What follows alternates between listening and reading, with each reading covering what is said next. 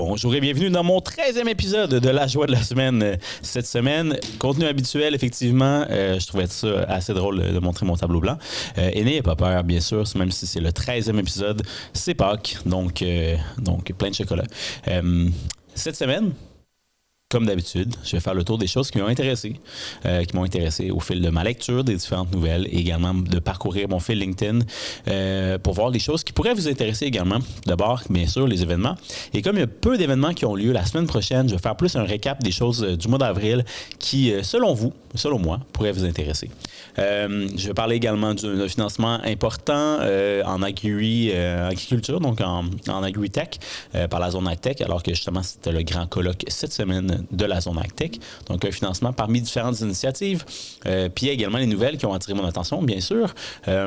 Parler de start-up. Une des start-up, ça va être que je vais parler, c'est SB Quantum, qui a fait d'ailleurs justement un envolé dans l'espace, un peu comme Artemis cette semaine, mais sur un autre sujet. Et également un petit mot sur le reprenariat, comme c'était la semaine nationale du reprenariat cette semaine. Un peu moins tech, mais ça peut vous intéresser également. Et comme à chaque semaine, un petit segment éditorial. Et cette semaine, je vais vous parler de la grande enquête sur l'innovation du Conseil de l'innovation, alors que c'était pivot la semaine dernière, à peu près à pareille date. Donc voilà, nous sommes le 3 avril 2026. Je m'appelle Guillaume Lajoie et en direct du studio de Startup Fest à Axé, vous écoutez La Joie de la semaine, ma chronique du moment sur la tech au Québec.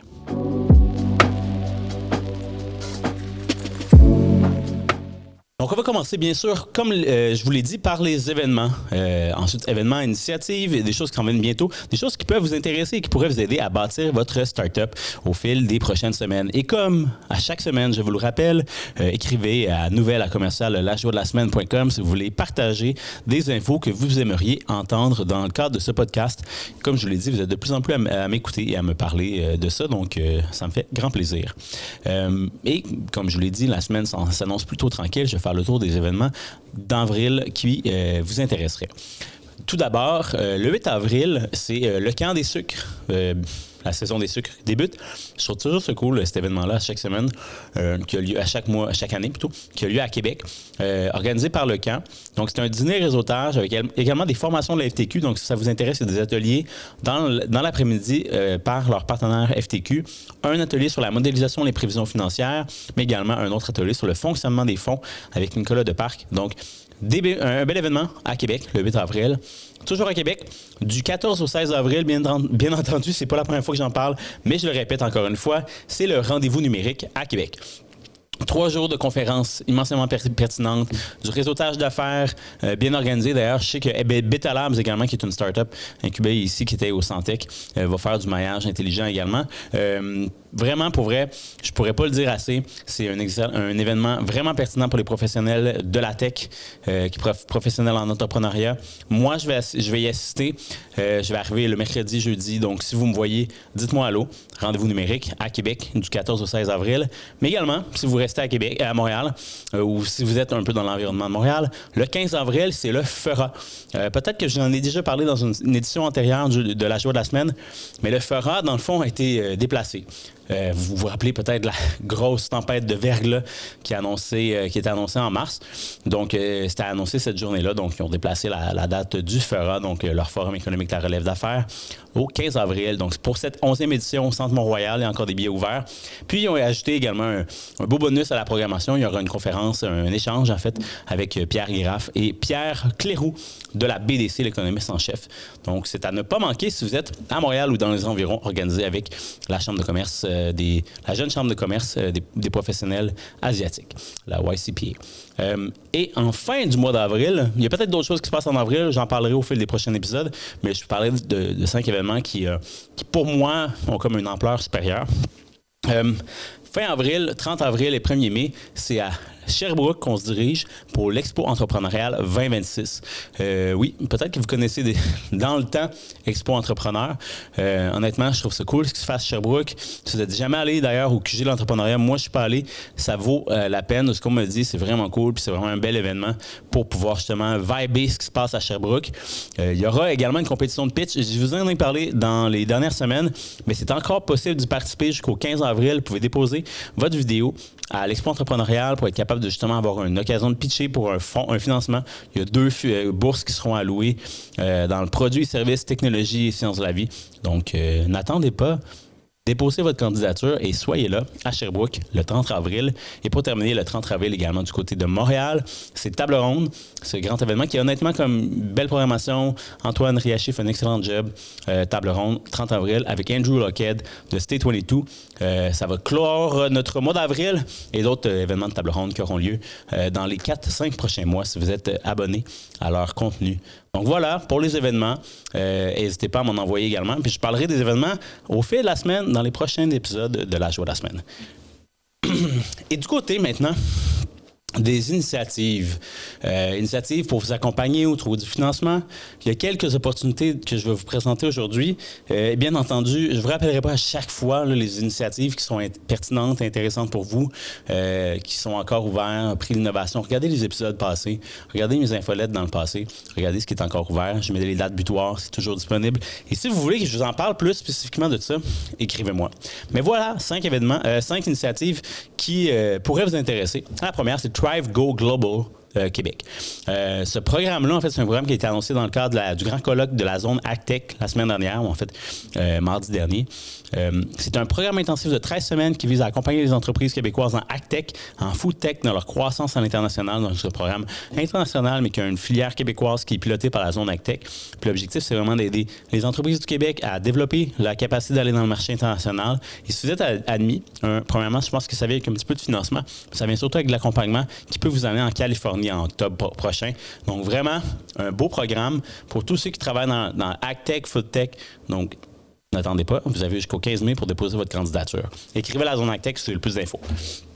Du côté de Québec, je parlais du camp tout à l'heure, mais là, quand il vient d'ouvrir justement son programme Chic Choc, c'est un programme de 9 mois pour vous aider justement à commercialiser votre solution, votre produit. Vraiment un accompagnement pertinent avec des experts hyper pertinents. Il y a des ateliers interactifs, de la co-création. En plus, ça fait partie d'une cohorte. L'objectif, c'est de travailler ensemble. Vraiment, ça vaut la peine du côté du camp à Québec. Même si vous n'êtes pas basé à Québec, vous pouvez toujours regarder si vous pouvez déposer votre candidature. N'attendez pas. C'est jusqu'au 30 avril, puis ça débute le 15 mai. Du côté de l'Asset, ça, c'est l'incubateur accélérateur de Sherbrooke, spécialisé quand même dans le deep tech, dans tout ce qui est quantum également. Bien, ils ont un beau partenariat avec Connect, l'espace Connect à Bromont. Donc, ils veulent vous offrir justement la capacité de faire un programme Asset Connect. Vraiment pour des entreprises qui sont dans le microélectronique, semi-conducteurs. Il offre un accompagnement personnalisé de 18 mois pour aider à renforcer le modèle d'affaires, sécuriser les marchés, sécuriser le financement, accélérer la croissance, bref, tout ce qu'un accompagnateur et un accélérateur devraient faire. Et puis, justement, si vous déposez votre candidature, puis il n'y a pas de date spécifiquement, mais on cherche à essayer de combler les places le plus rapidement possible. Il y a également un 3 mois d'accompagnement d'une valeur de 900 $ qui sera déjà fourni et payé. Donc, ce qu'on peut comprendre, c'est que le reste de l'accompagnement coûtera 300 $ par mois. Donc, ça vaut la peine.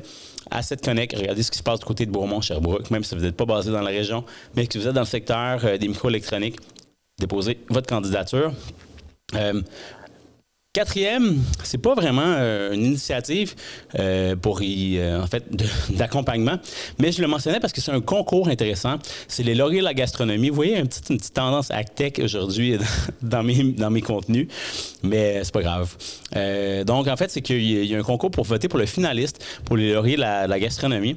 Je le mentionne parce que Mycelium, peut-être que vous connaissez, c'est un incubateur alimentaire à Québec qui a été nommé parmi les initiatives entreprises de l'année. Donc, je vous invite fortement à aller voir ce qui se passe du côté de laurier de la gastronomie. Vous pouvez voter jusqu'à le 12 avril. Voter pour votre restaurateur, votre agriculteur. Ça peut être des restaurateurs Québec, Montréal, dans les régions. L'objectif, c'est vraiment de récompenser l'industrie de la gastronomie. Fait que regardez le laurier de la gastronomie. Ça prend pas de temps. Vous pouvez voter. Ça vaut la peine. Je vous invite à le faire d'ici le 12 avril. Et pour terminer, bien entendu, je vous en ai parlé déjà la semaine dernière, mais je vous le rappelle, d'autant plus que ici, dans les bureaux de Startup Fest, ça vaut la peine que j'en parle. D'ailleurs, si vous n'avez pas vu, il y a une belle nouvelle du côté de Startup Fest. La programmation vraiment overview est lancée aujourd'hui, demain. Donc, aujourd'hui, jeudi, demain, hier, bref. Jeudi, le 3 avril, c'est lancé. Mais Startup Fest cherche des startups qui veulent se mettre en vitrine, qui veulent se présenter devant les investisseurs, devant les grandes entreprises qui sont parties prenantes de Startup Fest. Si vous êtes intéressé, ça ne coûte rien. Déposez votre candidature. Vous avez jusqu'au 7 mai pour le faire. N'attendez pas, par contre, parce que plus vite vous le faites, plus vite vous allez être comme analyser. Puis, bien sûr, ça vous donne accès à toutes les opportunités possibles, un accès gratuit au Startup Fest. Vraiment, belle opportunité. Puis plus, même un démo sur place. Anyway, j'en parlerai pas assez. Le Startup Fest, ça vaut la peine. C'est vraiment un événement à ne pas manquer. Et c'est du 8 au 10 juillet. Donc, déjà bloquez ça à votre agenda. Et si vous déposez le 7 mai, d'ici le 7 mai, vous serez contacté ensuite dans la semaine du 19 mai. Donc, ça va vite. Voilà. C'était événement, initiative de la semaine. Et écrivez-moi si vous avez d'autres initiatives pertinentes et des événements partagés, nouvelles, avec un S, à commercial, lajoiedelasemaine.com. On continue avec les nouvelles. Fait que là, si jamais vous faites la sélection dans les chapitres, maintenant, je parle des nouvelles de la semaine. 5 startups qui ont attiré mon attention, qui ont fait la une dans différents médias, mais également 5 initiatives porteuses pour aider vos entreprises. Donc, on commence tout d'abord avec la startup qui a fait InfoBref cette semaine. C'est L-Logic, toujours accompagné par la 7, qui a conçu un logiciel pour optimiser la gestion des patients. Par ricochet, également réduire le délai de traitement dans un hôpital. Bien sûr, l'objectif étant de réduire les inefficacités par la prise en charge du patient et sa guérison, parce que ça peut entraîner un effet complètement sur le système de santé qui est déjà très surchargé, comme dit l'entrepreneur dans le bel article d'InfoBref. Donc, si vous n'êtes pas abonné, abonnez-vous. Et L-Logic, allez lire ça. Jeune d'entreprise québécoise de vente de la semaine. Du côté, deuxième nouvelle, du côté de SB Quantum, puis je le mentionnais d'ailleurs en intro, SB Quantum fait partie des 2 envois dans l'espace qui ont fait les nouvelles cette semaine. Bien sûr, vous savez, bien sûr que Artemis 2 est parti pour faire le tour de la Lune et revenir d'ici quelques jours. Mais je vais vous parler de SB Quantum, qui est également une excellente startup à suivre du côté de Sherbrooke en Deep Tech, qui a envoyé des capteurs qui vont être capables de donner une précision inégalée sur le champ magnétique terrestre. On va se déplacer justement autour de la... en fait, le champ magnétique se déplace du côté de la Sibérie. Fait que l'objectif, c'est de remplacer les GPS traditionnels par un capteur quantique avec qu'on appelle un magnétomètre quantique, plutôt à diamant. Donc voilà, SB Quantum, suivez cette belle start-up qui a maintenant fait une première passe vers la commercialisation de grande ampleur. Donc ça c'est dans BetaKit. Je partagerai l'article dans mon infolette lundi, en fait mardi, comme lundi, c'est férié. Relocalize maintenant. 3e nouvelle de start-up qui ont fait la une. Encore une fois dans BetaKit, parce que Relocalize vient de lancer une 2e micro-usine après sa première édition en Floride, qui va être ouverte d'ici à la fin avril. Une micro-usine autonome pour faire de la fabrication de packs réfrigérés, là, ce qui va remplacer les ice packs, notamment dans de l'envoi de boîtes de nourriture, notamment, ou de Loufa, si vous êtes dans les fermes Loufa. L'usine va fonctionner complètement à la noirceur avec la robotisation complète. Il y a des choses similaires qui se font en Chine là, depuis plusieurs mois, pendant plusieurs années. Mais au Québec, on est clairement en arrière. Note, j'en parlerai tantôt dans le cadre de la discussion sur la grande enquête du Conseil d'innovation. Mais on voit vraiment que Relocalize essaie d'amener le Québec dans cette nouvelle mouture-là, de faire affaire avec la robotisation, faire de la manufacture de façon plus micro-distillée, localisée. Bravo le Relocalize à suivre. D'ailleurs, sont justement en voie de faire une levée de ronde en série A. Donc, si vous êtes investisseur, vous écoutez ce podcast, gardez ça en tête. Relocalize, une belle entreprise d'ici qui avance à grande vitesse. Du côté de la zone AgTech, encore une fois, 3e nouvelle, agriculture, ou en tout cas liée dans ce secteur-là.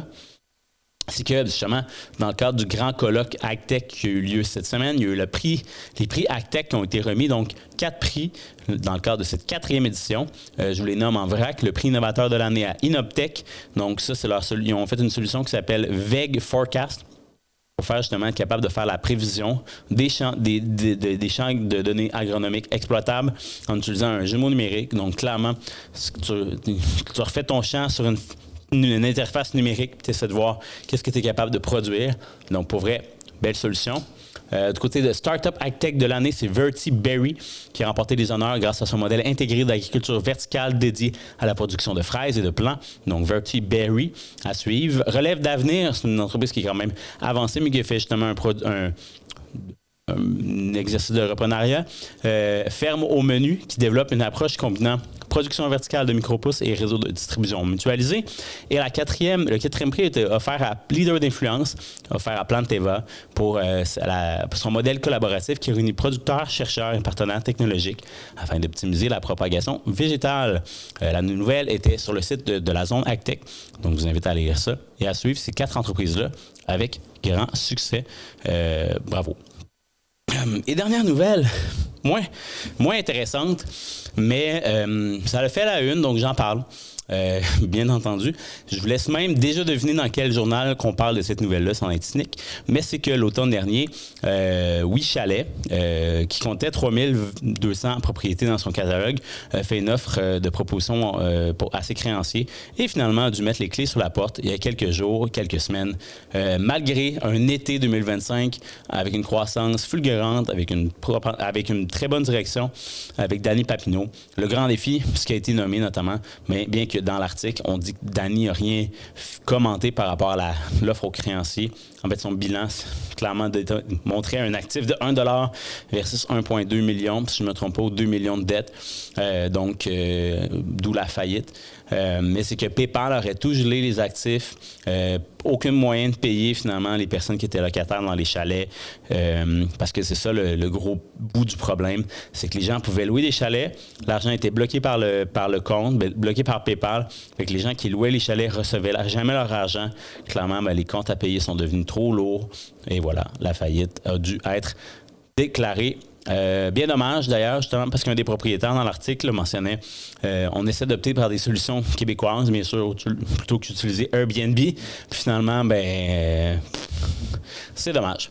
Donc, bien sûr, à lire dans le Journal de Montréal, parce que quoi de mieux que taper sa tête des gens qui essaient de faire quelque chose plutôt que juste récompenser ceux qui font ça de bien. Voilà, j'ai du commentaire éditorial, c'est juste que ça me fait toujours un petit peu gosser qu'est-ce que j'ai lu des fois dans le Journal de Montréal, simplement pour comme ne pas récompenser les succès, mais juste critiquer quand les choses ne vont pas bien. Donc, pourtant, c'est le premier article qu'on ne mentionne pas qu'il y a de l'Investissement Québec ou quoi que ce soit dans un article. Probablement que c'est mentionné, mais bref. Sur une note plus positive, maintenant, les coups de main de la semaine. Je commence par un premier coup de main intéressant, un financement de 7 millions de dollars qui a été accordé à Montréal International par le gouvernement du Canada. L'objectif de ce financement, c'est de renforcer la capacité du Grand Montréal à attirer des investissements internationaux. C'est toujours une drôle de conversation quand on parle d'investissement direct étranger, le IDE, dans une optique de start-up, parce que c'est un peu une épée à double tranchant. On va attirer des investissements directs étrangers, des filières qui vont s'installer ici, qui vont embaucher des gens qui auraient pu partir des entreprises, mais en même temps, ça permet de déployer encore plus de talents, finalement, amener des entrepreneurs potentiels à être meilleurs parce qu'ils vont travailler avec des grandes entreprises, puis peut-être les laisser aller justement à partir des business qui vont être encore plus performantes. Fait que, toujours un défi. Est-ce qu'on en attire trop? Est-ce qu'on en attire pas assez? Est-ce qu'on reste compétitif? Clairement, Montréal International font un excellent job parce que justement, ils ont dévoilé leurs résultats de 2025. Ils ont accompagné 54 projets qui représentent j'ai l'impression que c'est comme 2,628 milliards ou 2000 milliards d'investissements. Création de 3720 emplois. Peut-être que c'est 2000 milliards, mais ça fait beaucoup. Bref, allez lire les résultats de 2025. Mais Montréal International continue de faire beaucoup de bruit et vont continuer grâce au grand financement de 7 millions du gouvernement du Canada. Deuxième nouvelle qui fait du bien. Mila, qui collabore avec Mozilla. Mozilla, peut-être que vous connaissez, c'est le furteur navigateur web qui vous permet justement en open source, personnellement moins utiliser Chrome, mais clairement plus sécure. Et d'ailleurs, justement, c'est une des choses qu'ils veulent essayer de faire avec le Mila. C'est pas une solution d'impact, mais moi je trouve ça pertinent. J'essaie d'avoir un axe un petit peu plus solution d'impact, nouvelle, plus technologique, clean tech, ag-tech nécessairement aussi. Là. Mais je trouve ça bien parce que justement, Mozilla, ce qu'ils veulent faire, c'est faire l'outil open source avec le Mila pour être capable de mieux faire la portabilité des données d'un système de langage à un autre. Peut-être que vous utilisez Claude, ChatGPT, puis même Gemini dans vos usages, mais ces systèmes ne se parlent pas. Mozilla aimerait être capable de faire que ces systèmes se parlent via son navigateur web. Très bonne idée, pourquoi pas. Donc, belle collaboration à suivre. Les gens de Mila espèrent que ça va durer sur plus qu'une année, parce que pour l'instant, c'est un financement d'1 an. Donc, bravo à Mila. Bonne pêche. Troisième nouvelle qui fait un peu moins de bien, c'est le carrefour de la croissance propre. Puis là, je mettrais au défi les gens au Québec à savoir s'ils ont déjà utilisé ça, mais c'est un portail disponible par le gouvernement du Canada, que plusieurs entreprises, en tout cas dans le reste du Canada, ont utilisé, qui offrait plusieurs conseils, soutiens pour être capable de croître leur entreprise en clean tech. Vraiment un one-stop shop. Là. Tout était disponible, tout était visible. Qu'est-ce qu'on peut aller chercher comme financement quand on a une entreprise en clean tech? Ben voilà, ça met la fin. C'est la fin pour ce projet-là. Bien entendu, avec la fin des budgets du 31 mars dernier, le gouvernement du Canada a décidé de fermer la porte complètement. Le portail n'est plus accessible. Un beau portail piloté notamment par ISDE et Ressources naturelles Canada. Fait que c'est pas la seule que vous allez voir probablement qui va fermer. Donc ça, c'était dans le National Observer. C'est dommage, mais bon. Bye bye, Carrefour de la croissance propre. Quatrième nouvelle qui fait du bien, j'en ai parlé en intro. Ça concerne le reprenariat. Comme je vous l'ai dit, c'est peut-être moins la tech, c'est moins, on essaie de parler de start-up, ou en tout cas minimalement, j'essaie de parler d'entreprises plus innovantes dans ce podcast, mais le reprenariat devient de plus en plus une force importante, puis surtout quand c'est la semaine nationale de reprenariat, ça devient un sujet discuté âprement dans différents médias. Et c'était justement dans l'occasion du sommet du reprenariat organisé par Reprenariat Québec, mardi dernier, que le gouvernement du Québec a annoncé qu'il allait lancer un cercle d'experts en reprenariat, avec notamment Nathalie Riverain, qui était fondatrice de Rouge Canary, à moins que je me trompe là, Nathalie, tu m'excuseras, mais qui est également fondatrice de l'École d'entrepreneurship de Beauce, puis maintenant qui pilote Persévérance entrepreneuriale, un bel outil pour être capable de soutenir, accompagner les entrepreneurs qui passent par des difficultés au niveau de leur entreprise. Donc, elle va être coprésidente avec Samuel Poulain, qui est le ministre actuel des PME, dans l'objectif de justement démontrer qu'il doit y avoir plus de repreneurs, qu'il y a énormément de cédants ou d'entreprises qui vont léguer, qui vont laisser de côté leur entreprise. D'ailleurs, je pense que c'est une dizaine de milliers d'entreprises qui pourraient changer de main cette année. Donc, il y a énormément de potentiel là-dedans. Puis moi, ce que je trouve intéressant, c'est qu'il y a énormément de potentiel d'innovation. Les entrepreneurs, que ce soit des nouveaux entrepreneurs, des entrepreneurs qui vont reprendre des entreprises, au final, ils ont besoin de les accompagner. Ils ont besoin de savoir c'est quoi le b.a.-ba d'être entrepreneur. Puis je pense qu'on a besoin de les aider encore plus. Je vous parlerai éventuellement d'une belle initiative d'HEC Montréal, peut-être que je la glisserai en commentaire, de Famille en affaires pour un programme, une formation exécutive que j'accompagne d'ailleurs. Donc, j'en parlerai plus. Mais le reprenariat, donc ça vaut la peine, personnellement. Il y avait d'autres nouvelles, même un fonds disponible pour les entreprises collectives qui veulent être en reprenariat. Mais reprenariat, on en parlera jamais assez. C'est quand même une force d'avenir. Et dernière nouvelle intéressante, parlant de l'École d'entrepreneurship de Beauce, c'est qu'ils ont lancé une initiative dans le but d'accompagner 90 jeunes de 16 à 18 ans, très circonscrits, à participer gratuitement à un camp entrepreneur en devenir. Personnellement, j'ai lu ça en soleil. Excellente nouvelle. Il en faut plus de jeunes qui se lancent. Puis justement, dans l'article, il expliquait que ça passe justement par des modèles. Si on voit des gens qui font de l'entrepreneuriat, mais de belle façon, qui se lancent en entreprise, bien, ça va inspirer d'autres à faire la même chose. Puis Dieu sait qu'on en a besoin d'entrepreneurs. C'est ça qui crée de la valeur économique. C'est ça qui fait en sorte qu'on réussit. Je prêche à des convertis, mais bref, vous le savez très bien. Donc, bravo, l'École d'entrepreneurship de Beauce.